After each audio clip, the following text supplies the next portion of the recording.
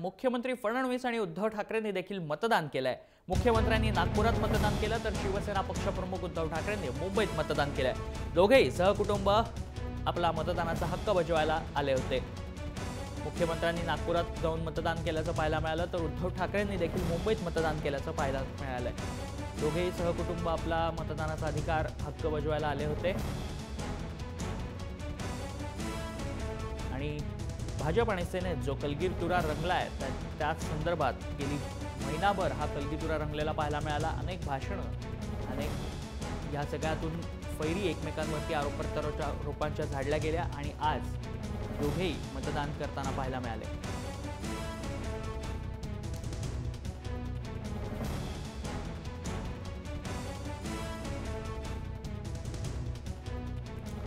मुख्यमंत्र्यांची देखील प्रतिष्ठा पणाला लागलेली आहे। नागपुरात त्यांनी देखील मतदान केलंय। मुख्यमंत्र्यांसोबतच नितीन गडकरींची देखील प्रतिष्ठा पणाला लागली आहे। तर मुंबईत शिवसेना आपला गड कायम राखते की नाही हे देखील पाहणं महत्त्वाचं ठरणार आहे। मुंबईत देखील सेनेची प्रतिष्ठा पणाला लागलेली पाहायला मिळणार आहे। भाजप आणि सेनेमध्ये ही काटेकी टक्कर पाहायला मिळेल। ठाण्यात देखील ही काटेकी टक्कर पाहायला मिळणार आहे। तुर्तास उद्धव ठाकरेंनी मुंबईत सपत्नीक आदित्य ठाकरे देखील आहेत, आपण पाहू शकता, यांच्यासह मतदान केल्याचं पाहायला मिळालं।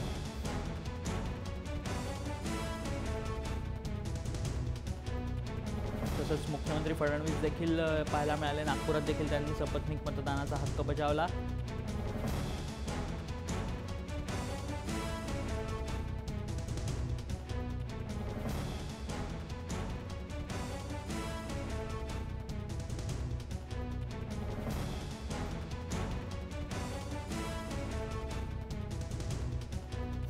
राज्यात 10 महानगरपालिकांच्या निवडणुका होत आहेत आणि मुंबई महानगरपालिकेला अतिशय महत्त्व प्राप्त झालं आहे। ते भाजप आणि शिवसेनेत रंगलेला कलगीतुरा, कारण 25 वर्षांची ही युती तुटली आणि ह्या मतदानाला दोघेही स्वबळावर सामोरे गेलेले आहेत आणि त्यामुळेच या निवडणुकीकडे प्रचंड लक्ष सगळ्या राज्यभरातलं तसंच देशाचं लक्ष या निवडणुकीकडे लागलेलं आहे। मुंबई ही महाराष्ट्राची आर्थिक राजधानी म्हणून संबोधली जाते आणि मुंबईला अनन्यसाधारण महत्त्व प्राप्त झालेलं पाहायला मिळालं।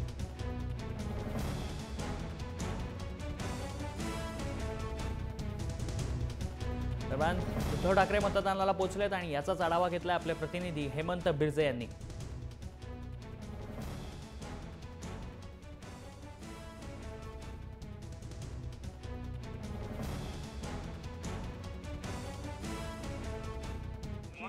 प्रमुख उद्धव ठाकरे, रश्मी ठाकरे, आदित्य ठाकरे आणि तेजस ठाकरे वांद्रे इथल्या नवजीवन सोसायटी नवजीवन महाविद्यालय आहे त्या विद्यालयामध्ये मतदान करण्यासाठी पोहोचलेले आहेत। आपण पाहू शकता या मतदान केंद्रामधल्या रांगेमध्ये उद्धव ठाकरे स्वतः उभे आहेत कुटुंबियासह।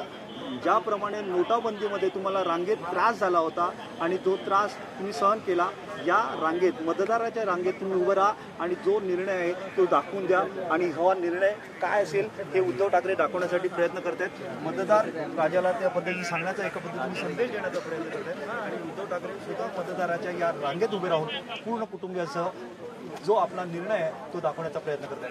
व्हिडिओ जर्नलिस्ट मनोज हेमंत बिर्जे, जय महाराष्ट्र, मुंबई।